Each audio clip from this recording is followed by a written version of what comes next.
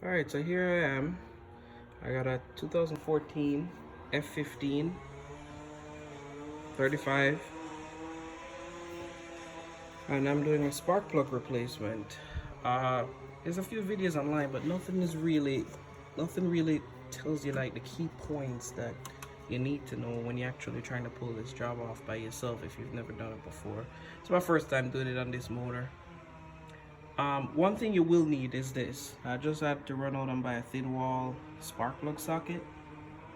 You'll find that the wall of these are just too thick. The difference. See that? And this one will actually grab the socket also and pull it out. I was using the wider socket in there, and if you look down in the hole, you might not be able to see it. But I kinda it was rubbing against the sides, almost like it was pulling, but it really wasn't. So I mean, I didn't cause much damage.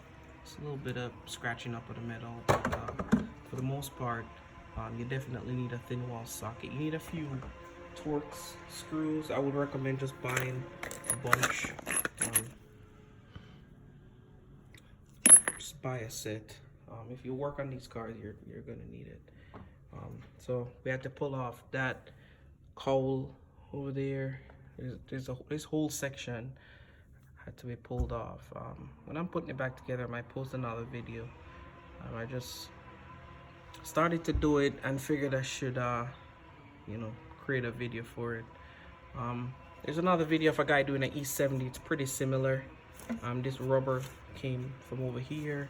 These wires had to be pulled out. There's a few tight spots, some bolts back there they had to pull out. I mean, all in all, I had to pull out this, I think this is a charge pipe. If you look on the other guy's video, he pulled it from here. I got it to open from the top. I just used this, and I kind of ease away at each clip, and then use the bottom part right here, and kind of just, like so. But I got it off. Be very careful. These things get hot. They get hot, cold. So the plastic is really brittle, and the last thing you need to do is break something. I also find this pretty handy because it's a magnet with a light at the end. This fell down there in the bottom, so I had to look for it. This magnet was able to fish it out for me. But yeah, all in all, it's a doable job. We got 6 plugs, 1, 2, 3, 4, 5, 6. I just got out my first. I don't have a tripod stand to hold this phone up, else I would just put it up and kind of, get it all together. But I got the first plug out, so I'm about to change them all. In order to get to these plugs down here, you would have to take off the cabin air filter section here. It's all Torx bolts. Why I took off the whole entire section is because the plastic housings went together, and I found that I had to take out the middle piece to get off the end piece. And in order to take out the middle piece, you got to pull off the top cover here, the other cover over there, then screw out the end piece and lift everything out. And the other hard part is getting these wires off this bracket. These wires sit in a little placeholder, and they're screwed down around the back there, right here. 3. I know that's one of the harder things to get off. I don't think I'm gonna pull out anything else. I think everything should be able to come out from here on. But yeah. So there's all the stuff I pulled off. Definitely start by pulling out the that cowl over there, and you have to pull off the air filter cover to get out this charge pipe. It's just easier. The air filter box cover, you want to pull it off before you try and take the charge pipe out. Else you're gonna it's gonna be a little hard to move around. All right. Yeah, so another issue I saw was these spark plugs are in really bad condition. Well, not really bad, but they look like they're seeing their life. And what I realized when I'm taking them out is a whole bunch of rust. I don't know. So I have my vacuum handy. What I do is I turn it on.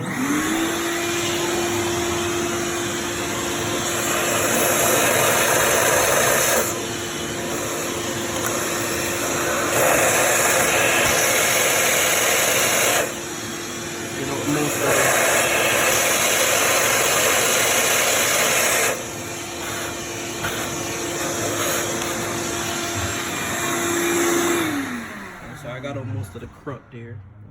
What I did also was when the spark plugs are really hard to thread without being, without the when you put in the spark plugs back in the new ones, at some points it felt like it was being cross threaded. So what I did was I tipped a little bit of WD-40, not much, just a little bit to get it started. Because I just was scared that I cross-threaded it, and that's the last thing you want to do. Also, what I do recommend is, if you're using this AutoZone spark plug puller or spark plug socket, it has a rubber grommet inside of it. The problem with that rubber grommet is, once you put the new spark plug in, it sticks onto the spark plug, so when you pull the socket handle out, the socket gets stuck in there. In order to fix that, what I did was tap a little bit of WD-40 on the inside on that rubber grommet, so it's enough to hold the spark plug to tighten it, but when it's ready to come loose, it'll come right off. So right now, as you can see, I'm on the third one, working my way down. I vacuum out each hole each time because spark plugs seem like they were never changed. So yeah. Also, I don't know if you guys know how to pull these off. You simply pull this part up, right? So this is how it goes back on. Oh, do I have the right way?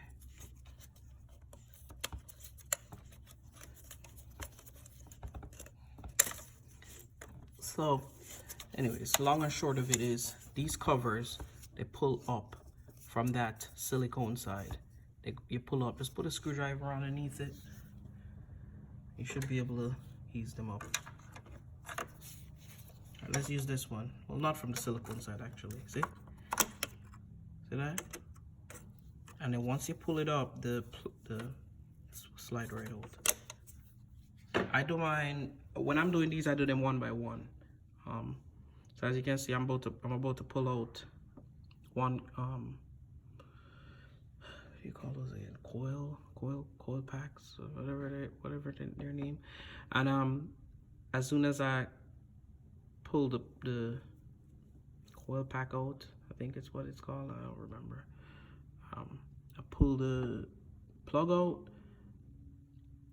replace it, put the coil back on, plug it on. I do it that way just so I don't mix anything up or put it back exactly how I got it.